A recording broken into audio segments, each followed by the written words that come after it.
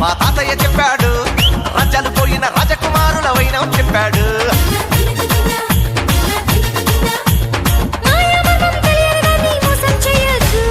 అయితే ఆ కంచి పట్టు కట్టు రావే